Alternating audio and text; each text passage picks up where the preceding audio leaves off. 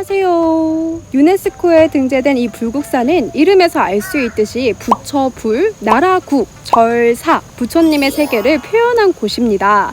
그리고 이 불국사에는요, 국보가 7개나 있다고 해요. 오늘 저와 함께 여행하면서 이 국보들도 함께 찾아볼게요. 고고! 참고로 주차장은 불국사 정문 주차장이 불국사와 가장 가깝습니다. 저는 구름 구경도 하면서 불국사까지 걸어 올라갔습니다. 이야, 이렇게 아름다운 불국사 누가 만들었을까요? 이 불국사와 석굴암은요, 통일신라 시대 때 경덕왕 시절 재상이었던 김대성이 지었다고 알려져 있어요. 이 김대성은 머리가 크고 이마가 평평해서 대성이라는 이름이 붙여졌는데요. 경주의 가난한 홀어머니 밑에서 자라게 됩니다. 그리고 근처 부잣집에서 조그마한 밭을 나눠줘요. 그 밭으로 농사 짓고 생활을 하게 되는데요. 어느 날 한 스님이 한 일을 시주하면 만배로 돌려받을 거다라고 얘기를 해요. 그래서 김대성이 이 조그마한 밭을 시주를 합니다. 그리고 갑자기 죽어요. 그리고 나서 당시 신라시대 조정 대신이었던 어느 날로 치면 국무총리라고 할 수 있는 굉장히 높은 집안 김문량의 아들로 다시 환생을 하게 돼요. 그런데 이 아기가 처음에는 손을 꽉 다물고 있었다고 해요. 그리고 일주일 뒤에 손이 스스로 폈는데 대성이라고 적혀있는 금패를 쥐고 있었다고 합니다. 그리고 시간이 흐르고 흘러서 김대성은 이 토암산에서 커다란 곰을 사냥해서 죽이게 돼요. 그리고 그날 밤 꿈에 곰이 나옵니다. 너 어찌 나를 죽였냐? 나도 너를 죽이겠다 라고 막 화를 내요. 그래서 김대성이 잘못했습니다. 저는 전생의 부모님과 현생의 부모님을 모두 모셔야 되는 사람입니다. 제발 살려주십시오. 이렇게 해요. 그래서 곰이 좋다. 그럼 나를 위해서 절을 하나 지어다오라고 얘기를 합니다. 그리고 김대성이 이 토암산에 곰을 위해서 절을 짓게 돼요. 이후부터 김대성이 불도를 열심히 닦아서 전생의 어머니를 위해서 석굴암을 그리고 현생의 부모님을 위해서 이 불국사를 지었다고 전해져 옵니다. 당시 신라시대 때는 지금 이것보다 8배나 컸다고 하니까 얼마나 컸을지 진짜 상상이 가시나요, 여러분들?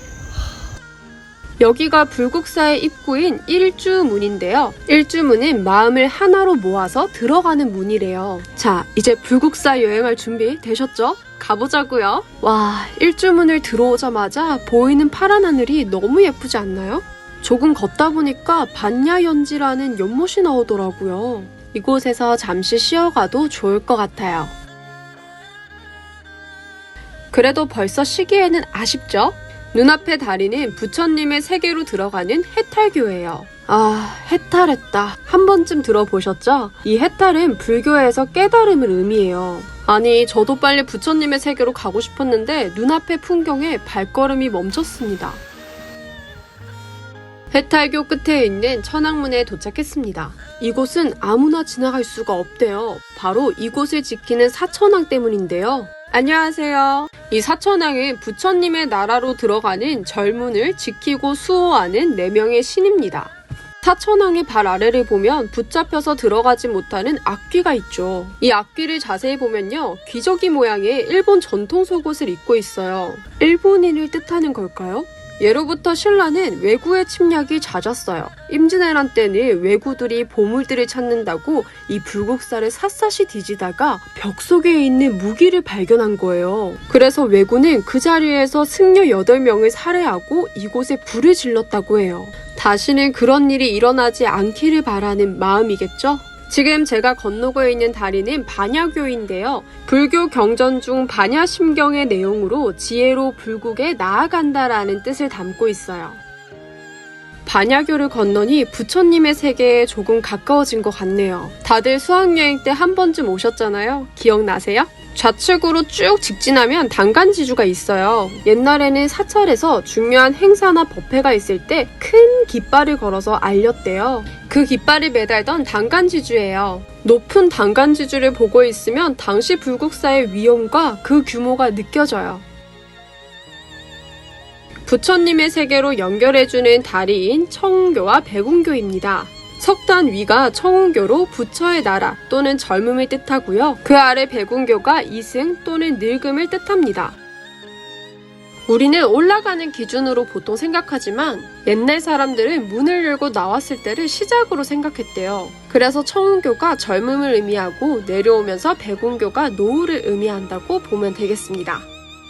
다리 아래로는 구품연지라는 연못이 있었대요. 지금은 덮어놨지만 우리는 그럼 상상도를 통해서 상상을 해볼까요? 당시에는 연못에 건물이 비추었다는데 너무 아름답죠. 이 불국사는 750년 경덕왕 때 만들어진 이후로 한 번도 무너진 적이 없다고 하는데요. 바로 그 비밀은 청운교와 백운교 아래에 무지개 다리 쌍웅리에 있습니다. 이 역사다리꼴 모양의 돌은 위에서 가해지는 공격에 굉장히 강해요. 반면에 아래쪽에서 가해지는 공격은 약합니다. 윗면이 더 넓기 때문에 돌이 위로 빠질 수가 있어요. 그래서 그 위에 밑면이 넓은 사다리꼴 돌을 한 번 더 얹어요. 그래서 아래쪽으로 어떠한 공격이 가해져도 무너지지 않고 버텨낼 수 있게 됩니다. 그리고 하나 더, 불국사 석축을 보면 다양한 돌들이 서로 맞물려서 쌓아져 있죠. 그리고 기둥의 밑면에 보면요, 자연석에 맞춰서 깎아놨어요. 이것을 그랭이 공법이라고 합니다. 그래서 지진이 나더라도 마치 톱니바퀴가 맞물리는 것처럼 이 돌들이 서로 아기가 맞아서 무너지지 않게 됩니다. 당시 신라인들의 지혜가 놀랍지 않나요? 다리 끝에는 자하문이 있어요. 현재는 청운교와 백운교를 직접 건널 수가 없어서 돌아서 걸어 올라가 보겠습니다. 시간이 된다면 자하문에서 천장을 한번 보세요. 그럼 두 개의 원판이 있는데요. 위로 올라가 있는 들보 옆의 원판은 해를 뜻하고요. 반대편의 원판은 달을 뜻합니다. 이것은 시작과 끝을 의미하기도 해요. 그리고 원판 옆에는 붉은색의 홍살이 보이죠. 홍살이 굉장히 짙은 팥죽색이잖아요. 동짓날에 귀신을 쫓기 위해서 팥죽을 먹잖아요. 예로부터 이 짙은 붉은색은 사악한 기운을 쫓는 색으로 봤다고 보시면 될 것 같아요. 자하문을 들어서면 석가모니 불상을 모신 대웅전이 있습니다. 여기서 대웅은 석가모니 불의 덕이 큰 것을 뜻하고요. 이곳에는 굉장히 유명한 석가탑과 다보탑이 있죠. 먼저 석가탑을 한번 볼까요?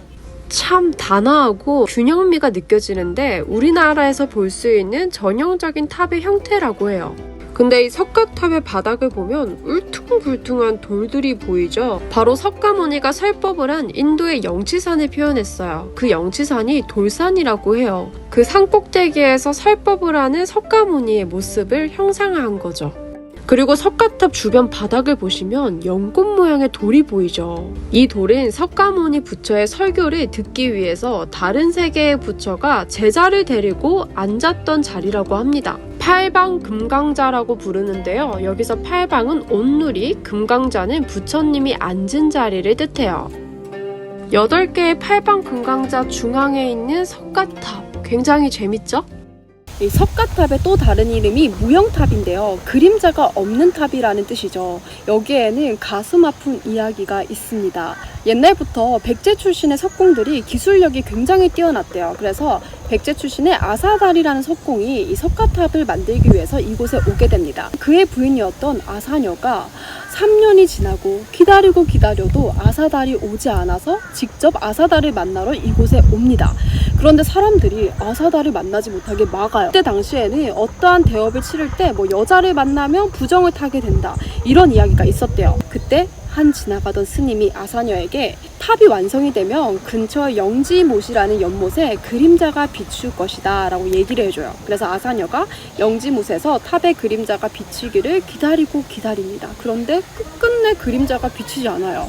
그래서 아사녀는 너무 슬픈 마음에 이 영지못에 뛰어들어서 죽게 돼요. 그리고 아사달이 이제 탑을 완성하고 나와서 이 소식을 듣게 되죠. 그리고 영지못 근처에 이 아사녀를 생각하면서 불상을 만들어요. 부처의 얼굴을 조각하는데 조각하려고 하면 아사녀의 얼굴이 떠오르고 안 돼, 정신 차려 하고 조각하려고 하면 아사녀의 얼굴이 떠올라서 결국 얼굴 없는 불상이 되었다는, 얼굴을 완성하지 못한 영지 섣불 자상이 있어요.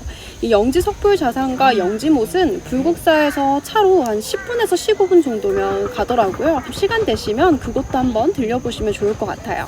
그리고 이 아름다운 석가탑에 안타까운 사건이 있어요. 1966년도에 도굴꾼들이 이 석가탑을 도굴을 합니다. 그때 보수를 하면서 이 옥계석이 무너져서 그 안에 있는 보물들을 발견하게 됩니다.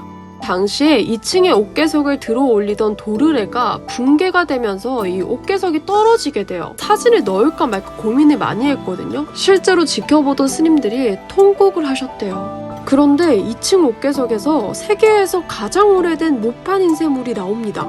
현재 국보 126호 무구정강 대다라니 경을 발견해요. 그리고 도굴꾼들이 열심히 찾던 부처님의 사리를 봉안한 사리장엄구도 함께 발견됩니다. 석가탑 옆에는 10원 동전 속에서 볼 수 있는 다보탑이 있어요. 다보탑은 보시다시피 층수를 가늠할 수가 없는 새로운 형태죠. 석가탑이 부처님이 설법을 하는 모습이라면 다보탑은 부처님의 설법을 증명하는 탑인데요. 사자상이 원래는 강면에 하나씩 총 4마리였다고 해요. 임진왜란 때 일본인이 2마리를 가져갔고, 그리고 일제강점기 때 1마리를 가져갔어요. 그래서 지금 이렇게 1마리만 남아있답니다. 왜 1마리를 두고 갔을까? 사각형은 불교의 4가지 진리, 사성제를 뜻하고요. 아직 다듬어지지 않아서 인간의 본성이 남아있는 상태죠. 그리고 욕심을 버리고 성찰을 하면서 팔각형으로 다듬어지죠. 여기서 팔각은 8개의 올바른 길, 팔정도라고 볼 수 있어요. 그리고 가장 높은 곳에 있는 연꽃 모양은 깨달음을 의미합니다. 석가탑에서 보물이 발견됐던 것처럼 다보탑에도 보물이 많았대요. 당시 경주 주민분들의 증언으로는 일본인이 이 다보탑을 보수한다는 명목으로 출입을 금지시켰대요. 그리고 보따리에 보물들을 다 넣어가지고 가져가는 걸 봤다고 합니다. 불국사의 재밌는 5개의 정각에 대해서 이야기해 드릴 텐데요. 쉬어가는 느낌으로 다음 편에서 이어갈게요. 그리고 여러분 꼭 전달해 드릴 소식이 있어요. 이 불국사와 석굴암이 2023년도 문화재법 개정이 되면서 이제는 무료로 볼 수 있습니다.